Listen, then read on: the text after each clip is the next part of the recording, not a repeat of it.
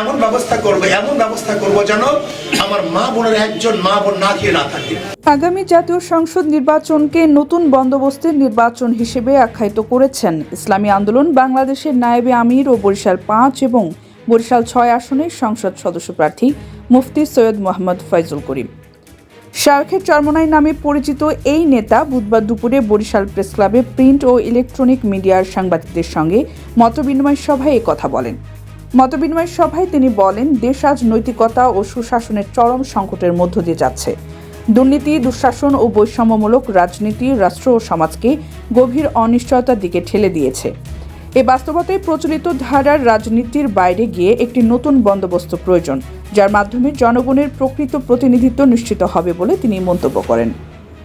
আমি বলতে পারবো যখন প্রচারণা শুরু হবে তখন সমতা আছে কি নাই, তখন ব্যাপারটা স্পষ্ট হবে। এখন স্পষ্ট হচ্ছে না। দেখেন, আমি কার ব্যর্থতা এবং কি ব্যর্থ না এই বিষয়ে তো আমি আগেই বলেছি যে মুফতি সৈয়দ মোহাম্মদ ফয়জুল করিম বলেন, ইসলামী আদর্শ ভিত্তিক সৎ ও যোগ্য নেতৃত্বই পারে দেশকে এই সংকট থেকে উদ্ধার করতে।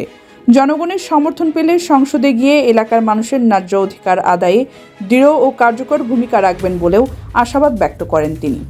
যে কানুন তাতে আমাদের নারীদেরকে সুরক্ষা করতে পারে নাই, বরং আমার নারীরা সবচেয়ে বেশি ধর্ষিতা হচ্ছে, ইফতিজির শিকার হচ্ছে। আমার মা বোনরা সবচেয়ে বেশি আজকে বিবাহ বন্ধনের বিচ্ছেদ ঘটাচ্ছে। আজকে আমাদের সমস্ত মা বোনরা অধিকাংশ মা বোনরা এসিকে দগ্ধ হচ্ছে। আজকে দেখা যায় আমার ওই তিন্নি ফিন্নি সহ বহুত মা বোনেরা জেলের মধ্যে ধুকে মরছে। ইসলাম এমন সুরক্ষা গ্রহণ করবে, আমার একটা মা বোনের ইজ্জত হানি হবে বলে আমি মনে করি না।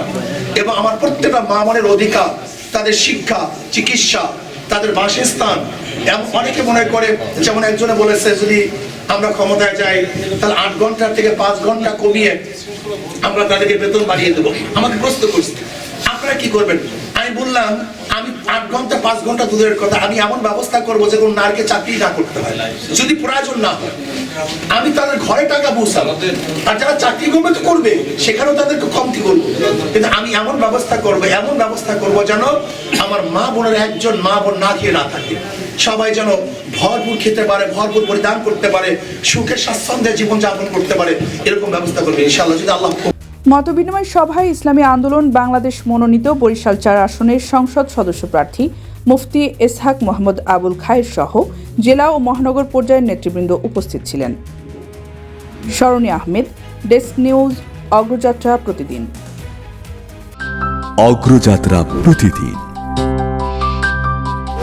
নির্ভীক প্রত্যয়ে উজ্জীবিত।